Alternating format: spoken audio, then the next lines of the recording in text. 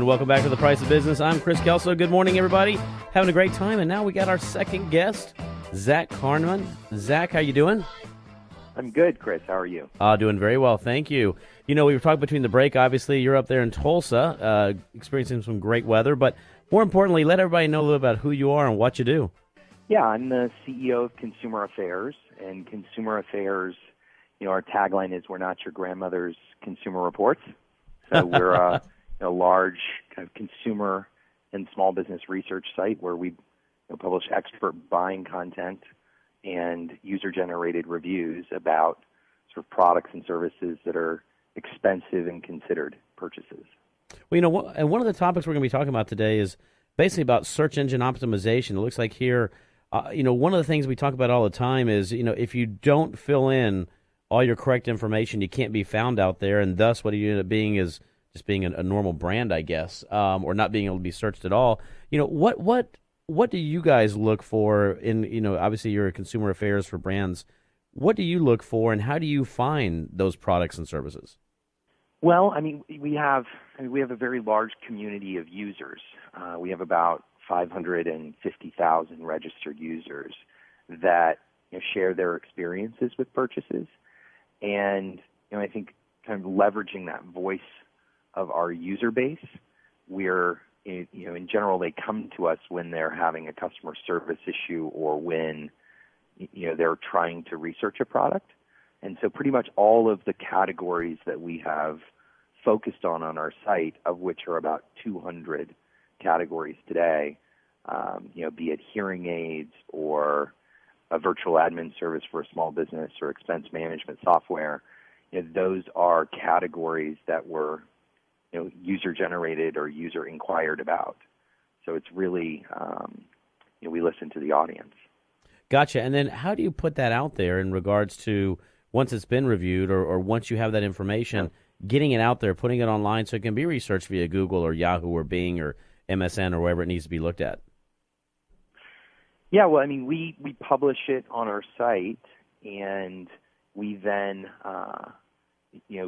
we find people who have audiences themselves and, do outbound content marketing, if you will. We tell people about it. We do, people would think of it traditionally as PR, I guess. Right.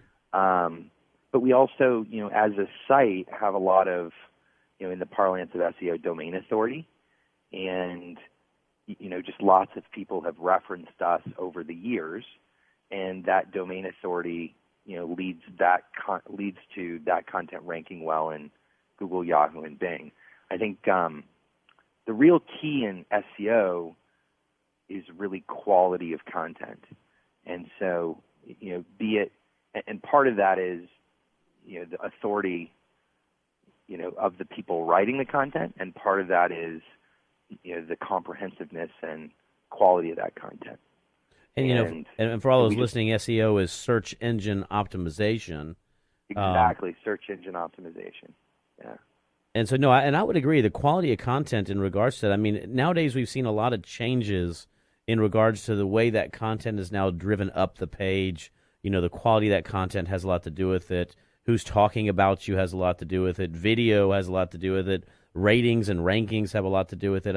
There's a whole science around it, isn't there?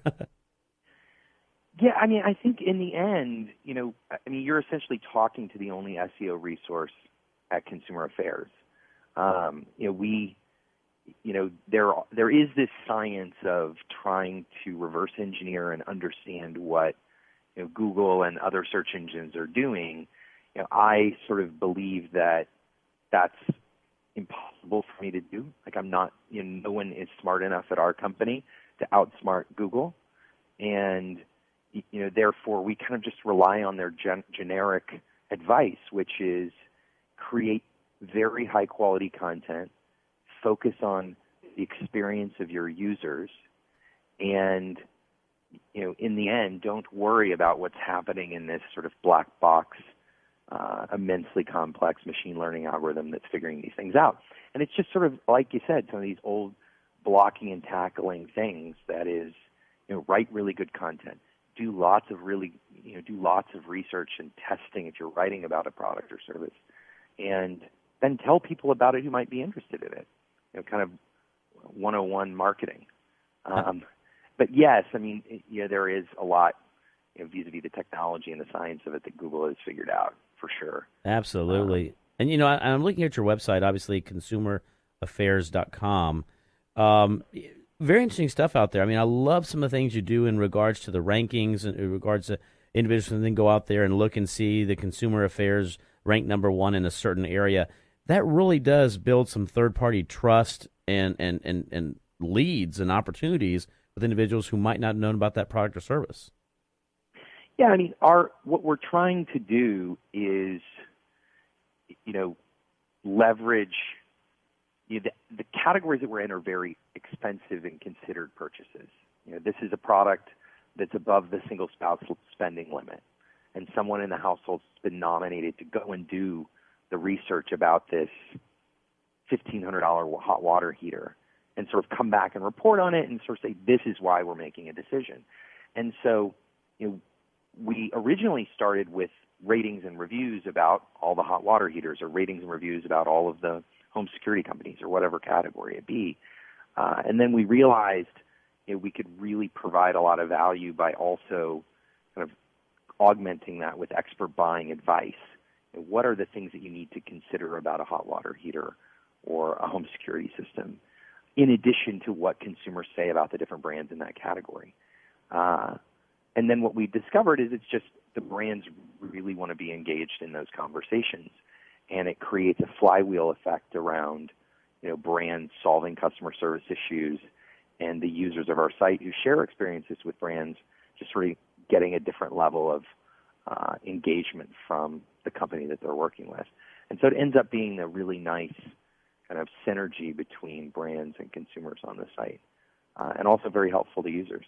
No, absolutely. And your website, by the way, is, I have to commend you on this, is very easy to read, goes through sort of the process, lets everybody know about how engaging with consumer affairs, how it can absolutely augment what you're currently doing. Because that, again, having somebody rank or rate what you do and ask the questions that are above and beyond, is this a good company? But more importantly, functionality, serviceability, everything else you've got on there, and that with that ranking, it's a great website, and it very accurately describes what we've been discussing today as well, with some great additional information in regards to how to leverage that, across your marketing platforms, across your internet platforms, et cetera, et cetera. So, really good stuff. We have probably less than a minute here. What would you like to have our listeners leave knowing about you? Yeah, I mean, I think, what was interesting to me about, I used to work at a private equity firm, and I chose to leave the investing world and run a business. And I think what was interesting to me and what sort of my investment thesis was that, brand is changing. There are technologies and, be it a content discovery engine like Google, or be it a social network, or be it the internet, in fact, or be it Netflix. And brand is changing in the context of media changing from a broadcast to narrowcast format. And so the complexity of managing your brand is getting and is intensifying, getting harder, and that difficulty is intensifying as these emergent technologies exist, be it Snapchat or Meerkat or whatever. All the new ones that are coming out. And I think all these new technologies really are just broadcast media. In 1960 there were 3 channels. In 1990 there were 100 channels, and now there are 1 million channels. Or maybe even 1 trillion channels if you think about domains. Right. And I think as you think about managing your brand, you need to think about what channels are important to your users. And we just believe that reviews and the experiences your users share or your customers share about your business are particularly meaningful for your brand. Zach, we've got to be wrapping this one up. How can we reach you if you don't mind? Well, you need my email address, or do you need my telephone number? Telephone number, email, whichever way you want to be contacted. Sure. So my email address is on the website, just Zac, ZAC.CARMAN at consumeraffairs.com. Zac.CARMAN at consumeraffairs.com. You can also check them out at consumeraffairs.com. I love the fact you said you went from the fire pan to the fire, by the way, and getting into business itself. We really appreciate you being on The Price of Business this morning. Thanks so much, Chris. You have a good day. Likewise, Zach. We have to take a break and pay for this show. Stay tuned. We'll be right back.